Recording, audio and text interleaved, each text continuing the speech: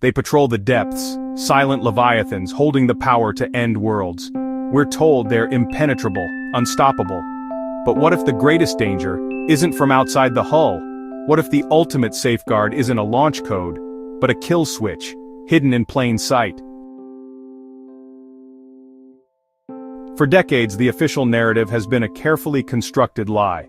The truth is far more terrifying and far more ingenious.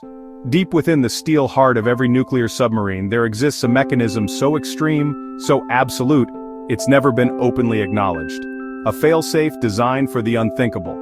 Tonight, we're going to expose the ultimate deterrent, the secret protocol that could obliterate not just an enemy, but the very vessel meant to deliver destruction.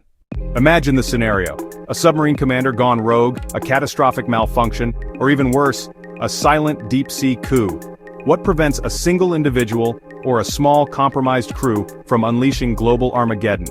The popular theory points to launch codes, multiple keys, strict chains of command, and while those exist, they address only part of the problem. They address the launch, they don't address the containment. Our investigation began with whispers from former intelligence officers, men who spoke in riddles about internal containment protocols and last-line-of-defense solutions. Their fear wasn't a nuclear missile striking a city.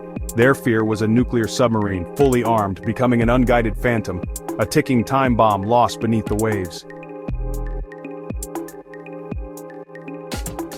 We unearthed fragmented declassified documents, heavily redacted yet hinting at Scenario Zeta-7. Not a launch sequence, but a self-destruct command. A system designed to ensure that if a submarine ever went beyond retrieval or control, it could be neutralized, its nuclear payload rendered inert, permanently. But here's the insidious genius. This wasn't a remote kill switch. This was something far more primal. For years, the prevailing theory among conspiracy circles was a dead man's switch controlled by high command, a remote override. The official story is a lie. The key to the ultimate failsafe was never outside the submarine. It was, chillingly, within the submarine itself. Not a button pressed from afar, but a series of conditions. A psychological trap woven into the very fabric of the command structure, designed to trigger an internal, irreversible response. This isn't about someone else stopping the sub. This is about the sub being forced to stop itself. This system, codenamed Project Chimera in one leaked fragment, wasn't about preventing a missile launch, but preventing the entire vessel from becoming a rogue nuclear threat. It wasn't about control, it was about obliteration. The ultimate failsafe is not a single button.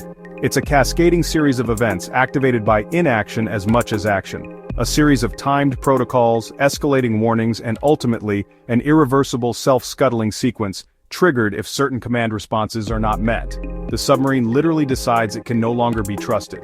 What the files don't tell you, what the generals refuse to admit, is this. The most secure nuclear deterrent isn't just protected by layers of command, it's protected by an inherent, programmed self-destruction protocol. If communications are lost for too long, if specific safety checks are repeatedly failed, if the very chain of command becomes unresponsive, the submarine is designed to sink itself, to flood its own compartments, to destroy its own systems, and to detonate its own nuclear payload in a controlled, deep-sea implosion, ensuring no enemy can ever seize its power, and no rogue commander can ever wield it. A complete, unrecoverable burial at the bottom of the ocean. This isn't science fiction. This is the terrifying reality of a world teetering on the brink, where the ultimate power requires the ultimate sacrifice clause.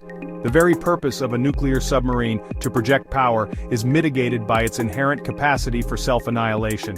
The files stop there. The official records grow silent, but the questions remain.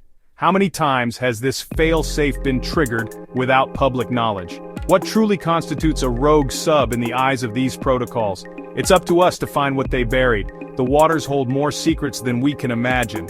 What have you seen? What do you know about these deep-sea guardians and their hidden truths? Share your findings and theories below. The Unseen Chronicles demand investigation.